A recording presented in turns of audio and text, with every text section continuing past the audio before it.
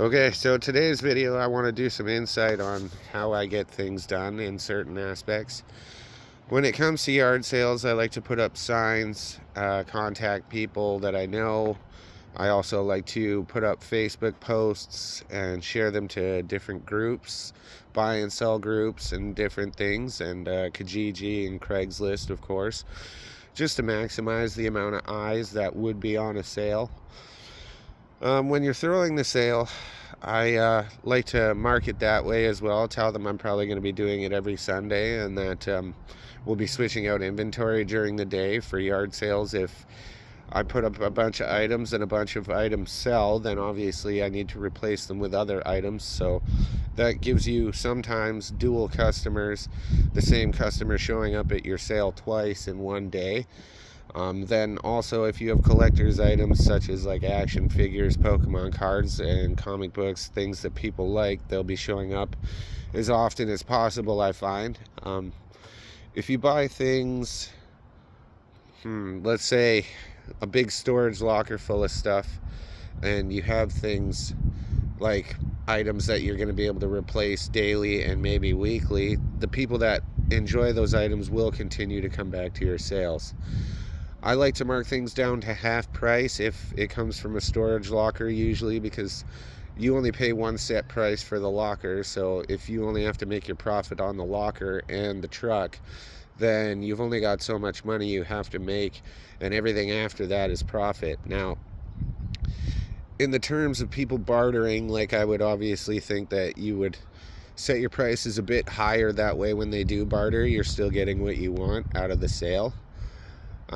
Also, in a sales fashion, I like to bring it that direction with music and many other things as well. I think the most important thing in sales is having people's attention.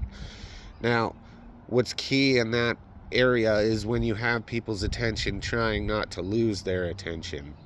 As long as their focus is on what you're doing and the next thing you're going to drop, then of course you're going to become more and more popular. Pardon me.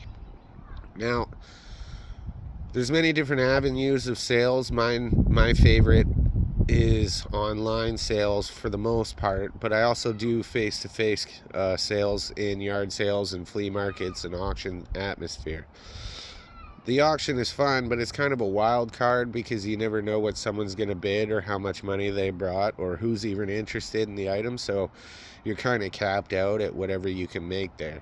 Now, at a yard sale, people will come and they'll buy armfuls of stuff if you have what they're looking for. Now, when you go and buy stuff next time, even if it is just a storage locker or value village items, what have you, make sure you try to cater to them as well as other customers, maybe 10% per repeat customer for inventory, and that way you're still building new customer base as well as taking care of the ones that you know will show up, because a lot of people run out of money and it's kind of a sketchy environment in the economy nowadays, so you never know next weekend the person that you're buying a good amount of stuff for to come to your yard sale might not have the same amount of money. Flea markets are relatively the same. You have to buy a space, set up a table, and hope for the best. My problem with that is the location. Now, you can only fit so much in your vehicle, whereas I can have an entire house load of stuff ready to go for a yard sale. So it's really what you depend to do.